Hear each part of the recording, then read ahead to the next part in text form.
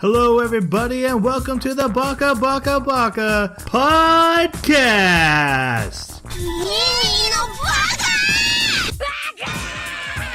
Baka.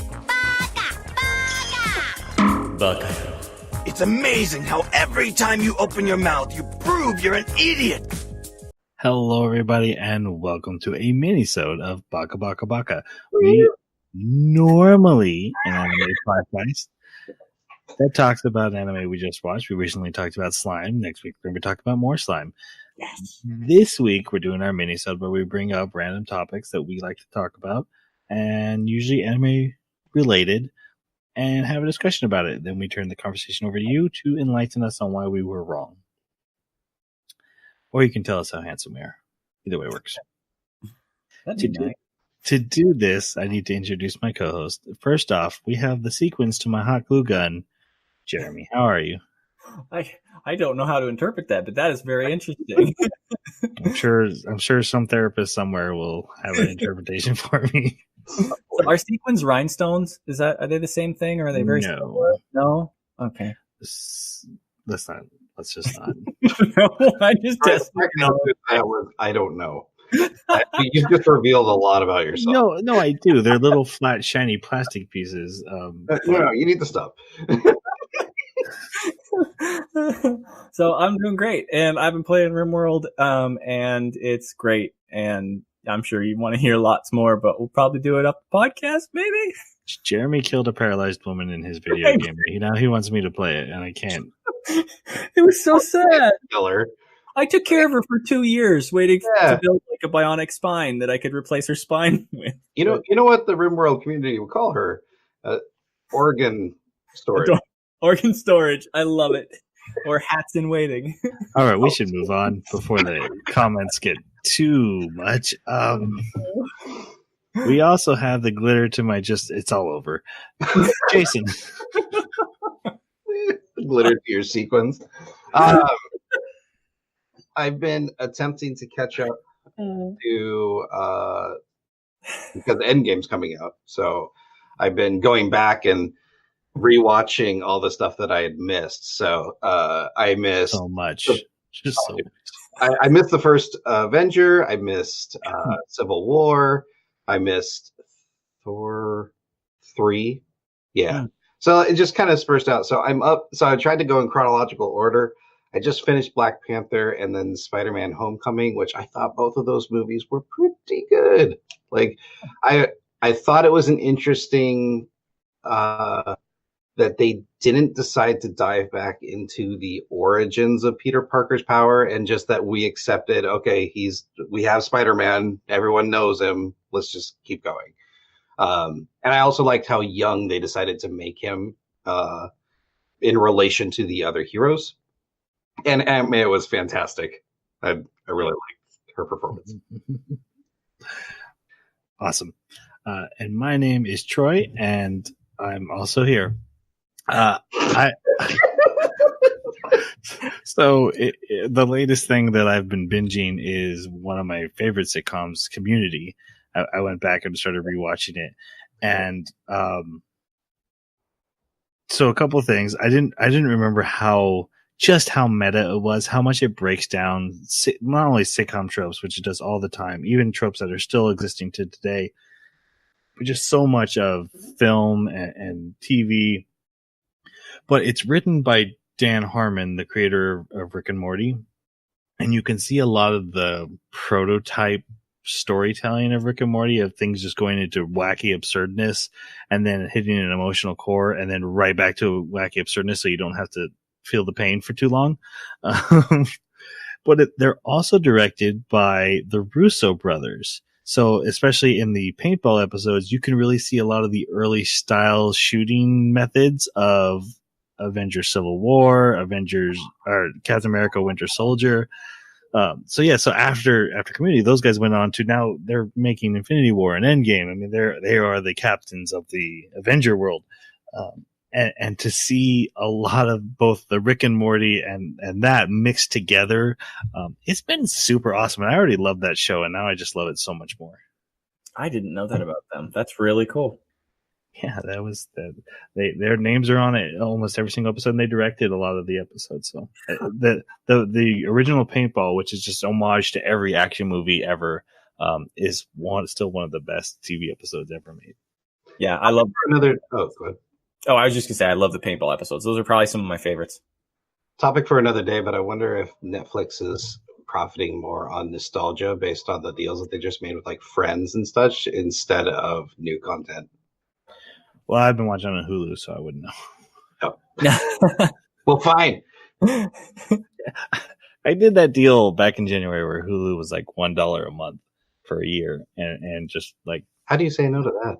I couldn't, and then they just have so many shows that I just want to. That I've just been binging show after show. It's probably not healthy.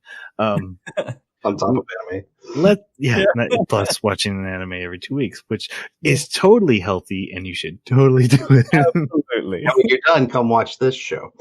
That's right. Do we demand too much time? Different times. We need to talk about our mini-sode topic. Last week, during how I got reincarnated as a slime, the conversation was steering into OP characters. Are they interesting? Are their battles fun to watch? And me and Jeremy vehemently disagree on this. Jason, I'm not really sure where you sit. You kind of were busy watching MCU movies. So we're just kind of going to hash that out right now. Rather than fill our regular episode up with just debating that one topic, we decided let's just make a mini-sode of it and do it here. So do you guys just want to do this like debate style? Everyone presents their one argument and everyone presents their one counter argument and then just be done? Or do you want to just have a rapid back and forth where we yell at each other? I think if we establish like a minute or 2 minute opening, and then we can just kind of start asking each other questions, I think that's more entertaining. Okay, let's go with that. Jason, you want to start us? No, because I'm not 100% what your conversation was about, because I'm really tired. I think you should start us, Troy, with I think probably best would be just a rehash of the criticisms of why you don't think that it's as fulfilling in this as it necessarily is in something like Saitama. Right. Okay. So a big when this argument first started, which was even before we recorded our podcast, we were talking about the battle between Ifrit and Rimuru the slime, and how I felt there's just no challenge to this battle, and so it wasn't interesting to watch. Rimuru randomly happens to have all the powers he needs to defeat him, and also the powers he doesn't have happens to be 5 feet away, and he can get really easily, and then he wins. There wasn't much tacticalness to it, which you see in Overlord more, and even then I complained about Overlord's OPness as well. And then when I compare that to Saitama, I really see Saitama as proving my point, because I see the theme of One Punch Man being overpoweredness is boring. Saitama is bored of his powers, and when he goes to fight, the fight's just over. It's anticlimactic. It's supposed to leave you feeling unsatisfied. That's kind of the joke of the entire anime, is like, oh, here's this super big battle. It's over. And you're not supposed to feel like that was awesome that he punched that guy. See, that failed for me then, because I did every time. So that's why to me Saitama is different. Where I think it's fun to watch. Robot Guy. Mob Psycho. Oh, Robot Guy. Robot Guy, yeah. In One Punch Man, when. Oh yeah, his basically a sidekick or whatever. Genesis, right? Nemesis. Genesis. Genos. That's right. Genos. It's Genos. Genos. Guys, we're recording this very late and we're all very tired. It's Genos. Yes, I find watching Genos' battles much more fulfilling because they're much more dynamic and fun. And one of the best scenes in One Punch Man, I think, is Kamen Rider, who comes up to defeat the Sea King, and you're like, oh my gosh, he can do it, he can overcome. There's so much of a challenge, but he's gonna do it, and then he doesn't, and then One Punch Man just comes and doesn't have any challenge, and that's why it's funny. So that to me is my difference. So I'll walk away now. Mm-hmm. Okay.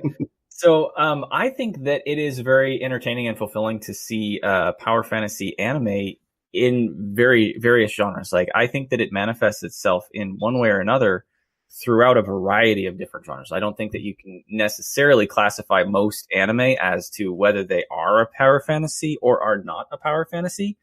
It's kind of like how there was a big discussion about whether a game is called a roguelike or whether it has roguelike elements or whether it's a roguelite, or I know this was a big thing in the gaming community. As examples, I could point to like Fist of the North Star. It's kind of a power fantasy anime. Also Trigun.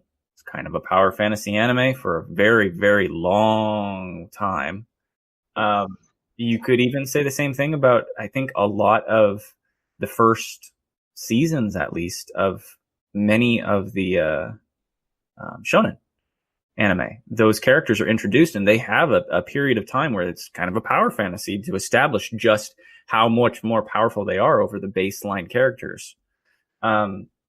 So I think in a situation like Saitama's, where he never leaves that, and that is like the One Punch Man is the power fantasy. There, like you're saying, there, that is the central core of the joke of the show, is let's make fun of that power fantasy concept. But I think in most other anime where it's present, it's not necessarily the one note that the anime hits.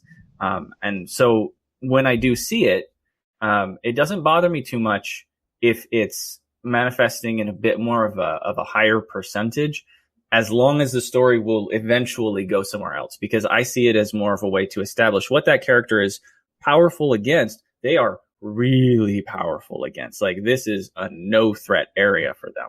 But that doesn't mean that in every way they're untouchable, the way Saitama is. And so I don't see it as being something that is quite as limited and restricted in what it's trying to do. I think it's open to a lot more development in other anime. I think it comes down to the minutia of the storytelling and how the storytellers were able to develop the character. So, for instance, the Slime versus Ifrit. That scene didn't bother me nearly as much, and for a couple of reasons. Because, like, so for instance, you said he happens to have these powers randomly.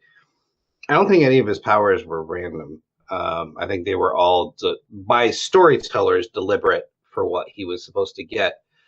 And him being consumed by the fire and the whole, like, I'm going to die thing, that was meant for comedy because they assumed that the audience remembered that he had fire resistance. This was all a joke. And I think, you know, we all knew he was going to win. I think I pointed this out in the anime or the main podcast, is that his challenge wasn't for him. The challenge was keeping his companions alive, making sure that the people of the village were safe. Because that's where his real failure would have been. Because there was no way Ifrit was going to defeat him. We walked into that battle knowing that, or at least I did. But I think that's where it comes. Like, and then again with Saitama, the minutiae, or it's in the minutia. It's like, we know there's nothing on this planet that can hurt him, which is what made Boros semi-interesting for the first, little bit, right? Just a little. He wasn't from the planet, right. But it's established that he's this overpowered character. I think where Overlord falls is they attempt to keep making him seem vulnerable in certain situations, and then it's just thrown to the side, and as if it just doesn't matter. For instance, he shows, I can be hurt with this particular blade, so theoretically you can hurt me. Or, when he first gets to the world, he has no idea what power levels there are. So, someone might be able to overcome him. I think where it gets interesting is the anti-Superman. Like, what does he do with these powers? And so, like, for instance, in that ending battle with the hero, we think that he wants him on his team, and he's also made that very clear. I like you. He's saved his life before.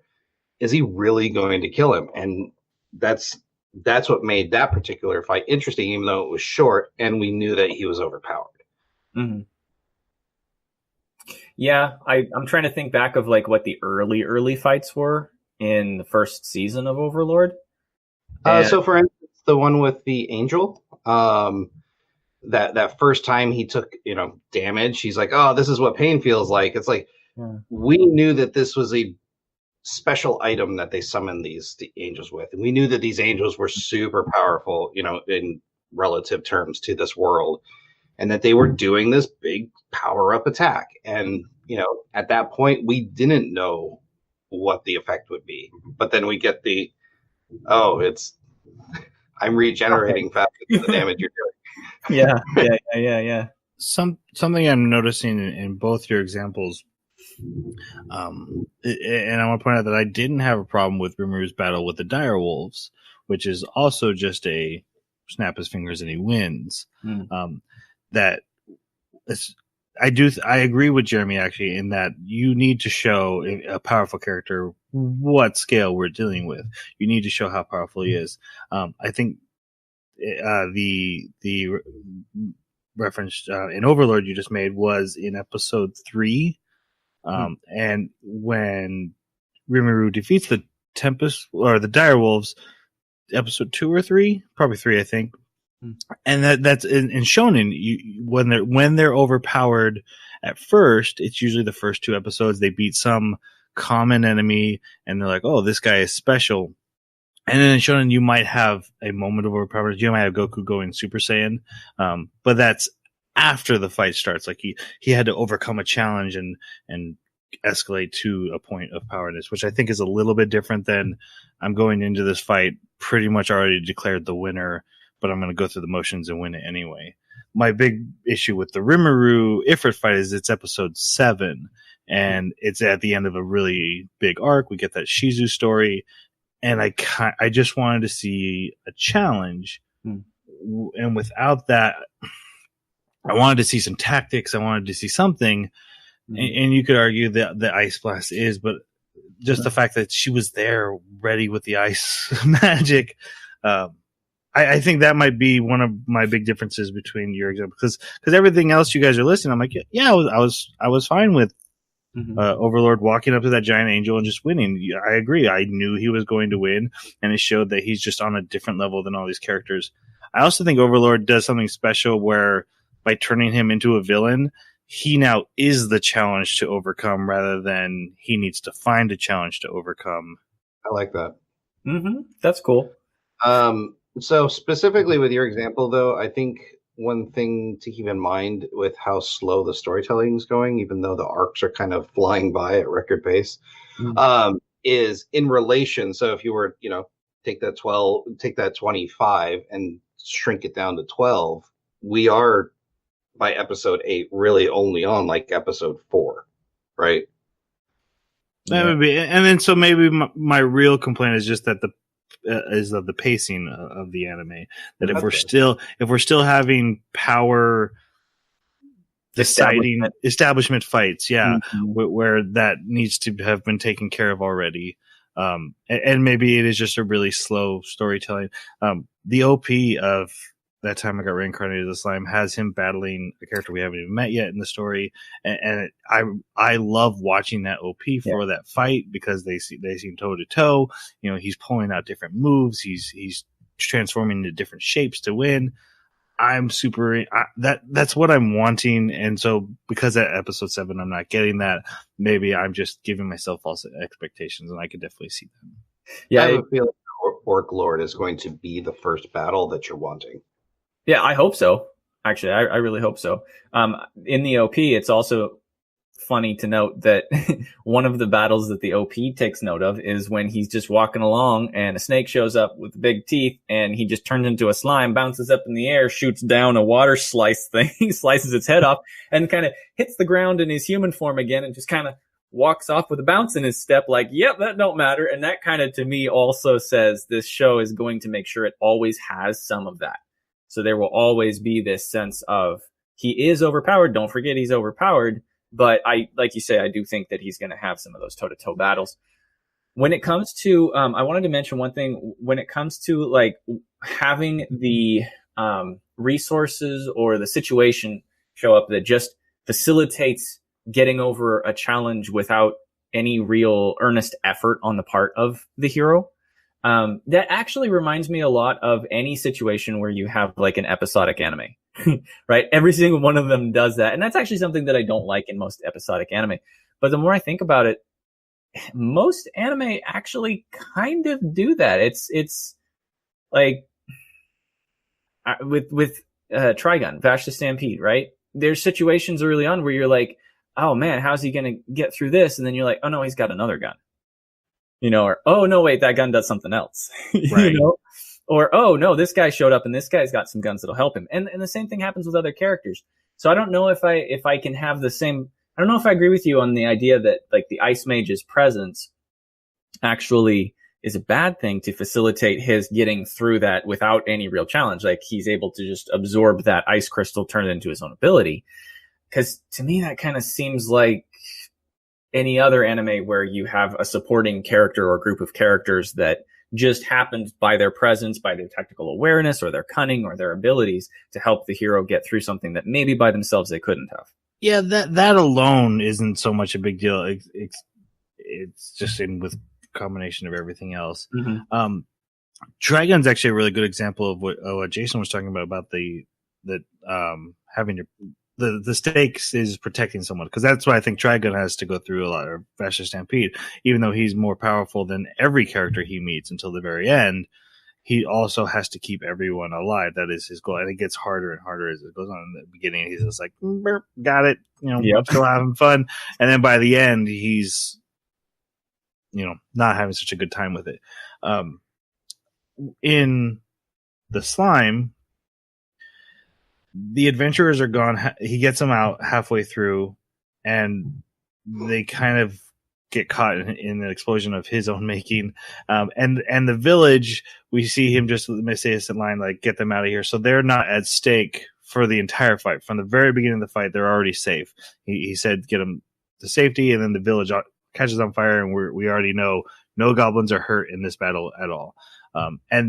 And also at the end of the battle, there are no repercussions. Like none of those warriors that accidentally got hurt a little bit had any lasting damage. No goblins died.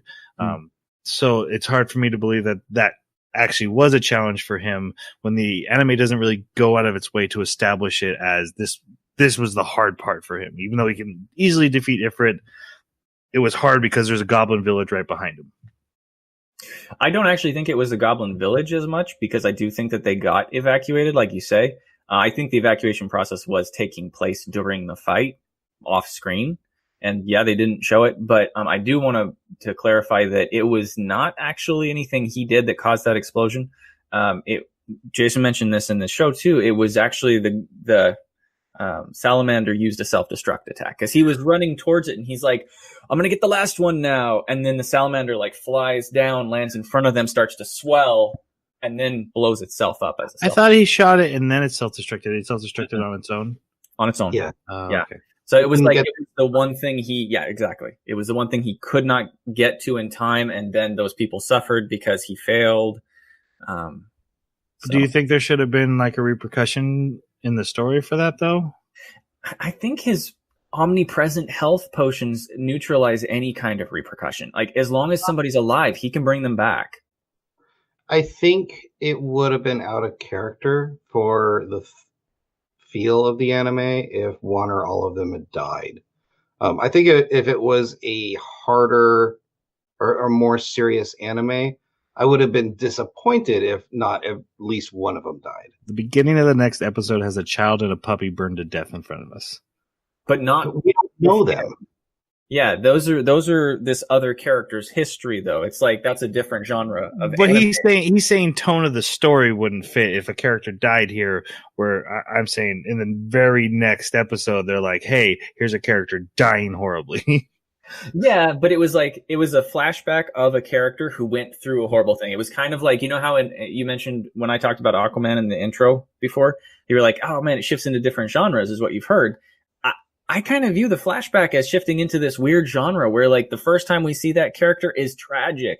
Every moment we get in her backstory is tragic. And then the time that we have with her is filled with mystery and enigma and then tragedy. And so like everything around her kind of has this sense of being a different flavor of anime. And so her flashback, it makes sense why you would have tragedy in it. That's how I interpreted it.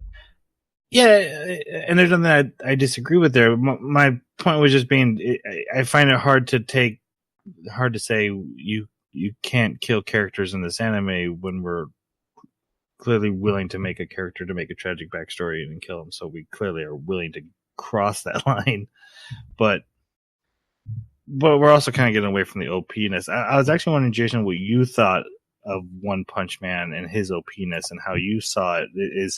Did you find it satisfying and fun to watch, or do you see it as the joke is that it's not satisfying and fun to watch? The build up to the punch is always satisfying, and actually with every fight I looked forward to that moment. I actually enjoyed One Punch Man's story more than any of the side characters, even though my next favorite down from that list is Bicycle Guy and then Genos. I do appreciate their fights, but that's not why I'm watching it. Like I'm watching it for the Lion King is one of my favorite fights in the whole thing, because you've got this just egotistical, I'm going to win, and it's not even a challenge. And then, and it's fantastic. And I think it's because it's a comedy, right? I think if it wasn't a comedy, I probably would be bored. Yeah, I think my second favorite character, because Saitama's my favorite. My second favorite character is the ninja that's always getting hit in the balls and stuff. I love that guy. To be clear, it's not that I don't love Saitama or I don't love watching the punch for the joke. I just I really see the message of One Punch Man that overpowered characters are boring. That's why this overpowered character is bored. I find him boring. I find him entertaining and funny. As like message of the anime, but like I have a hard time picking up on like the more subtle messages that anime tell. Or any movies in general, really. I'm more of like I understand when the show is telling me stories about like how the world works or maybe what these characters have as their motivations and stuff. But yeah, I've never been good at those things. So for me, that's almost like something that I have to wrap my head around and try to figure out how you got that interpretation or how other people got it. And it does make sense as I do that, but it's never where my mind goes first. It's just from what I see of that the creators works with Mob Psycho too, where he's like, hey, here's a kid who's super powered, and that literally does not help him in any way that's important to him. And if anything, it's been a burden. The power is not anything he wants. He just wants to know how to talk to girls and make friends. And that's what that story is saying. Whereas this one is saying like a character like Goku, how is he not bored out of his mind? How is this interesting? And then like, here's a super interesting fight. And then he comes along and it's just over. Yeah. Which again, I love watching. I love the moment he comes up and punches him because of the anticlimacticness of it. And that's what's funny. So I don't know. I think I like to see the overpowered character. Yeah. And the reason is like when I think back to One Punch Man, one of my absolute favorite scenes in the entire thing is his spar with Genos. And that last moment where he's like, I told you to take this serious. Why aren't you taking this serious? And then he does the death punch and he stops within inches of his nose. But because he didn't hit him, all that kinetic energy literally blew a mountain away.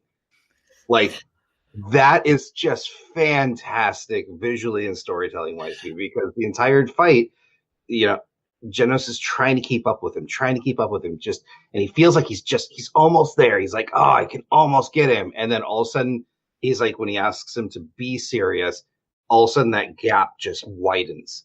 And I don't know, that realization from Genos was just storytelling gold for me. I would say, with maybe the exception of the Boros fight, the best fight in One Punch Man, though, is the dream fight with the Mole Men. Because that's a challenge for him, and that's much more interesting to watch. To close this, I have one more question for you guys, though. Would you want to be One Punch Man? Yeah. Yeah. But he's depressed. I wouldn't be. I'm already depressed. I guess I don't have anything to add to that. So we are currently watching the second half of That Time I Got Reincarnated as a Slime. We'll be talking about that next week and seeing if we enjoyed it more or less than the first half of the season. If you have comments on OP Heroes, we would love to hear it, especially your thoughts on the specific fights that we brought up, because obviously that was a major issue in our discussion. You can leave a comment on our Twitter at Baka Podcast. You can leave a comment on our email, the animebakaclub@gmail.com, or you can leave a comment wherever you found this podcast, and it'll get back to us. Thank you so much for all your comments. They've been great lately. We really appreciate it. And don't forget to subscribe to the podcast in every way single possible. Smash that like button. Smash it, pound it. Oh, and don't forget about on Mondays, Baka Breakdown and Jason's new show. It's been going great, and we really, really enjoy bringing that to you guys. Okay, I think we're ready to say goodbye. Thanks for listening. See you next time. Sayonara.